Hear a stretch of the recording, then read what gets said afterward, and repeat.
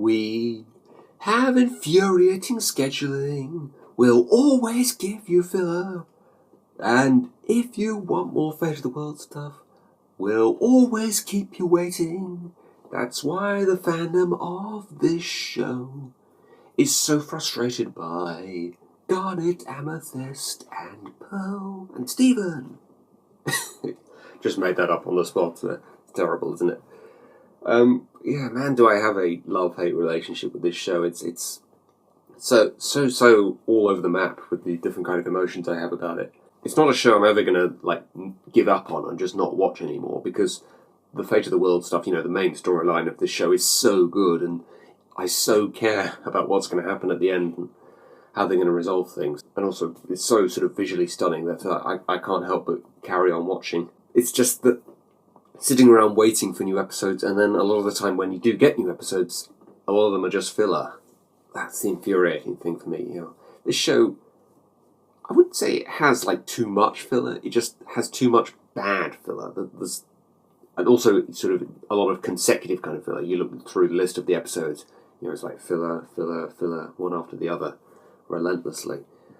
Off the top of my head, I can't really think of too many filler episodes that I actually really like. A lot of it's just sort of mediocre kind of filler, and there's also just a little bit of quite bad filler actually as well.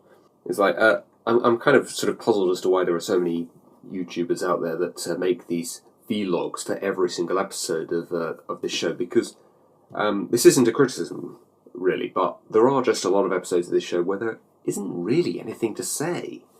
It's just kind of sort of mindless entertainment for 11 minutes, which is fine, for a show that short. But I find it kind of weird that people would make, vlogs for every single episode, and episodes where there's just nothing to say. It's kind of it's a difficult show to get into, certainly. I had a really hard time getting into it. Once you're into it, it's kind of easy to keep watching, though, if that makes any kind of sense. But yeah, man, does it frustrate me the way it just sort of keeps you waiting around for episodes, and then once you get the episodes, a lot of the time, it is filler. Not the case with the most recent episodes that you had of the last few months. The filler that came before that, it really did frustrate me a lot of the time. Particularly not helped by the fact that a lot of the side characters that they have, basically that they only exist for the filler episodes, most of them don't really interest me. I mean, I quite like Lars. I know a lot of people don't. But he feels like a real sort of teenage boy. Very sort of authentic to me. Can't stand Ronaldo. Nobody seems to like Ronaldo. I think maybe that's why I like Lars a little bit more, because, at least he's not Ronaldo. Mr. Smiley's kind of entertaining every now and again. Onion is just weird, which, it's kind of interesting at first, but now I'm kind of bored of that. It's like, oh, it's just Onion. Onion's just going to be weird. You just know when it's Onion. It's just not going to be very interesting. Mad Dewey has a couple of interesting ideas, but generally speaking, he doesn't have much to say or much to do that really interests me. There's those three kids that Lars tries to impress every now and again. I can't remember their names. One of them's called Sour Cream, actually. That's pretty easy to remember that name, isn't it? They kind of felt kind of interesting at first. I quite like Sour Cream's voice, actually. He's kind of cool. I can't really think of anything off the top of my head that they've done recently that really interested me. Honestly, I can't think of any other characters that are just, Beach City residents. That it's more forgettable more often than not. There aren't many filler episodes that I really enjoy. And I think the other problem for me is also they have these kinds of ideas or interesting things going on, and then they kind of get them resolved after quite a while, and it's kind of somewhat satisfying, but they also sort of keep things open for, the idea that it might not quite be resolved, there might be something else going on here, or it opens the door for other possibilities. And then they either just forget about it or don't really do anything particularly interesting with it after that. Peridot, I think, is the prime example. Peridot's one of my favourite characters on the show. She's so freaking entertaining every single second she's on screen. So when she became a crystal gem, I was really excited about what they were going to do with her. I thought, they were going to have her in the intro, and it was going to be Garnet, Amethyst, Pearl, and Peridot, and Stephen, or something like that, and we were going to see Peridot fuse with the crystal gems, and maybe she's going to fuse with Stephen as well. But no, she's done literally nothing since she became a crystal gem, other than just, be a bit of comic relief, basically. Fusions, that's another thing as well. They sort of shown the fusions, and they look really cool and everything. But obviously they made a point to sort of show the three combinations of the crystal gems fusing, as well as all three of them fused as well. Then once they'd done that, they didn't seem that interested in showing other fusions. I don't know, maybe they didn't want to sort of just show other fusions for the sake of showing them, although, to be honest, I wouldn't mind that. Or perhaps it's just a strain on the animators to have to come up with new designs, and also have to animate them, because they are pretty elaborate designs, and obviously when the fusions exist, because they're so big, they exist for battle, so it would mean they would have to write in another sort of action type scene in order to give the fusion something to do. Perhaps from a budget standpoint, or just not being interested in writing those kinds of storylines, they've kind of gone away from the sort of fusion concept, other than maybe from an emotional standpoint with, like Steven's fusion with Connie. It's more sort of emotionally based. And then there's also other things that are just sort of left out in the open that you kind of wonder, are they ever going to get resolved? In some ways that's kind of good, that I still care and I still want to know what's going to happen. For a long time, actually, watching these filler episodes, I thought it was kind of a good thing that it left me sort of thinking, what's going on with this thing? What's going to happen here? It was a sign that I was really enjoying the main storyline. But after a while, it did sort of get sort of like, okay, can you stop wasting my time now, guys? Can you tell me what's going to happen with this thing? What's going to happen with that? Lars is still out in space. Jasper's still in the bubble room. Until the most recent episodes, the cluster was still bubbled in the centre of the Earth. And I'll get to that a little bit later. And they just sort of left these things out in the open, and I sort of wondered for a long time if they were ever really sort of planning to resolve them. I hear a lot of people sort of say, when they first started watching the show, it wasn't until the episode where Lapis appears that they really took an interest in the show.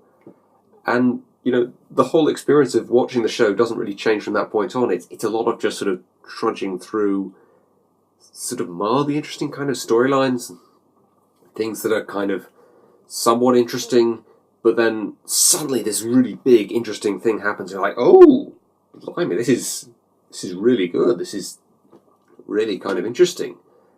And that, on its own, just that one episode is going to make you think, wow, actually, maybe I should just carry on watching the show, because that is really, because the main storyline, the fate of the world type stuff that they have, is so good.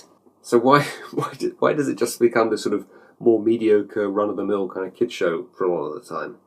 Why can't we have more of the fate of the world type stuff? Which is weird for me to be saying, because I am kind of a sucker for slice of life type stuff, but unfortunately the slice of life stuff that they have in this show just doesn't grab me in the same kind of way. So yeah, it's frustrating, but there's probably a lot of people that have clicked off this video at this point because I've bashed the show and talked so negatively about it. So I tell you what, let's switch things up a little bit. Let's talk about some more positive things. Let's talk about the more recent episodes that have aired, and the thing that really this show is so good with, slowly building the backstory and the background on certain characters. And a few people, when they first started watching the show, the criticism of it was kind of like it was this kind of weird and bizarre sort of setup of just this kid with, like, he was living with three women. One of them was kind of acting on an emotional level like his mother, and the other two seemed like they were there to sort of help out with similar kinds of things, and they were kind of like, well, what's that about? What's going on here? And it's the sort of gradual sort of backstory that they give you. And the sort of situation and the characters, they sort of made you kind of want to know more about it and what exactly the deal with this whole thing was in the early stages, but there was no sort of slow build to it in that sense. It was more just like filler, and then suddenly you get this really big, interesting sort of background to it, about 10, 15, 20 episodes in. And then more just sort of sitting around filler, before you get any more information.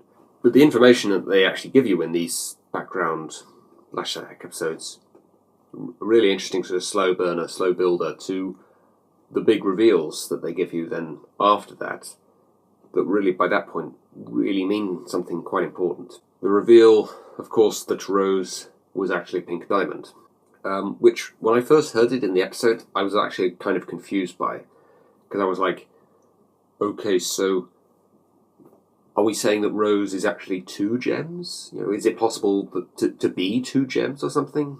I mean, obviously it is when you're a fusion, but is that what they mean? can you change your gem, like later on in life? Can you become a different type of gem? Or the other thing I thought was maybe pink diamond is a fusion of rose and pearl, or rose and something else, or maybe two rose quartz, perhaps fused to become pink diamond. No, that wouldn't make sense. Two fusions of rose quartz would just be a bigger rose quartz. So no, that wouldn't make sense. So for a long time I was kind of confused by that, but I don't know whether this is my ignorance or just the show maybe not perhaps properly explaining it, but basically she shapeshifted into rose quartz, and that became her alias for the rest of her life, basically. Similar sort of shape-shifting ability to the one we saw from Amethyst when she pretended to be Jasper. And what's interesting about that is we see in that episode that Amethyst, the ability for her to hold that form of Jasper is quite physically demanding, and it's something that she has difficulty doing for a long period of time without having some form of rest every now and again. Is Pink Diamond, obviously she's a much more powerful gem than Amethyst, so I guess she has more of a physical ability to keep that form of rose. Because we see in the flashback she doesn't poof and then reform as rose quartz. So this is obviously something that she's shapeshifted into and then just remained that way for the rest of her life. So has she had to go away for an hour or so with nobody else around and take the form of Pink Diamond just to relieve herself a little bit?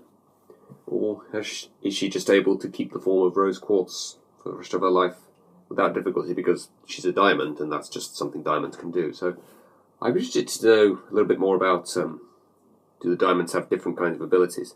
This is kind of an interesting sort of twist on Rose and Pearl's relationship. It sort of maybe suggests to me that maybe Pearl didn't love Rose in quite the same kind of way that we thought she did previously. Perhaps it is more sort of a kind of an obligation sort of thing. Pearl was Pink Diamond's Pearl. She kind of didn't have any choice but to be this sort of completely devoted servant to her, because that is just what pearls do. But yeah, it's also kind of interesting that Stephen has Pink Diamond's gem in himself, and he never realised that's what it was. It's kind of interesting because it's sort of a clever thing that they've done. They've taken the Pink Diamond and they've sort of turned it on its head so that it looks like just a normal kind of gem. You can't tell it's a diamond once it's turned to be face on.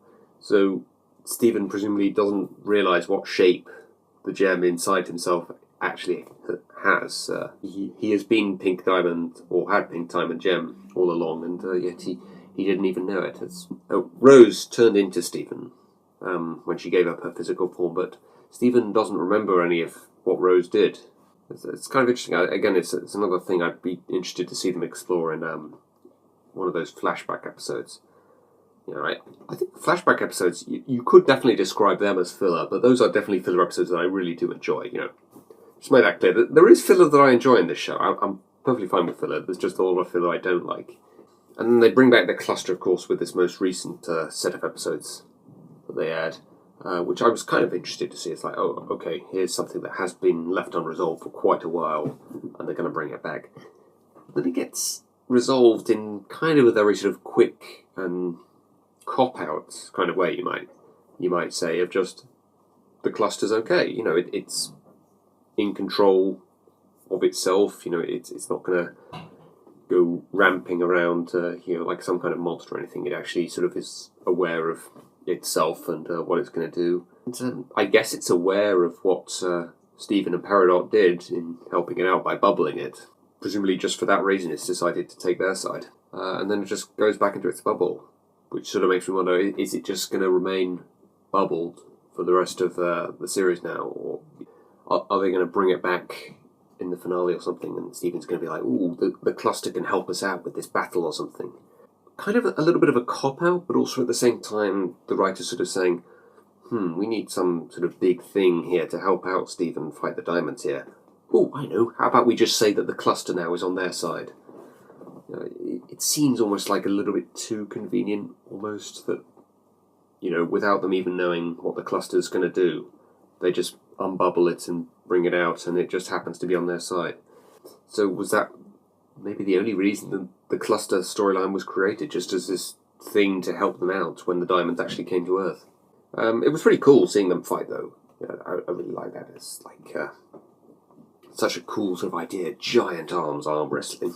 I sort of actually wonder, did Rose have one of those kinds of arm ships when she was Pink Diamond?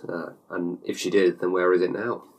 General sort of feelings I have about this show overall. I don't have a massive amount to say about the most recent episodes, even though they were really good. It's just something that has frustrated me for a good couple of years now. There's just been a lot of filler episodes. Some of it's been good filler, some of it's not. There's just a bit too much of it just in general, I feel. But, it's still a good show. I still really enjoy the Fate of the World type stuff. I still enjoy some of the filler episodes. And it's a show that actually leaves me wanting to know more and more about the background of things. I'd like to know, are there actual rose quartz out there? Or, since, this rose quartz was not ever an actual rose quartz gem, she basically sort of wasn't real. She was an alias that Pink Diamond adopted. Do actual rose quartz gems exist out there? Would they take on, a similar form to the one Rose had? And it's also kind of interesting that Greg sort of takes it, fairly well. Perhaps because, even though he has known the gems for years and years, perhaps he still, to this day, does not really understand the gem lore and the concept of homeworld or anything like that. So perhaps, the fact that Rose was actually Pink Diamond doesn't really mean very much to him. It's sort of interesting, he met Rose after she became Rose. He never knew her as Pink Diamond, so his entire knowing her and his entire awareness of who she was as a gem has been a complete lie. He's never really known who she really was. And yet he's taken it like it's nothing at all. Again, it sort of makes me want to see another flashback episode to give more of an insight into their relationship and what they were like when they first met. I definitely want to see another flashback episode that explores how Amethyst joined the group and Rose ultimately making the decision to give up her physical form. That's probably going to be something they show right before the end of the series or something. They're probably going to show another flashback episode of the Gem War at some point. There's a lot of potential for this show to show a lot of interesting stuff here. They just don't seem that interested in doing it at the moment. But it's still a really good show. Still definitely going to keep watching it. It's still absolutely brilliant when it's at its absolute best. Visually, it's absolutely stunning. The characters are pretty good for the most part. There's a lot of side characters that I don't take much of an interest in. There's a lot of characters where they have potential to do things with, and then they just sort of push them to the side, thinking, not really sure what to do with them anymore. But still overall, still really enjoy it. There's enough problems with it that I think I would go as far to say it's just a good show, not a great one. That's just sort of a basic insight into why this show kind of infuriates me at times. I will see you hopefully fairly soon for another set of Steven Universe episodes.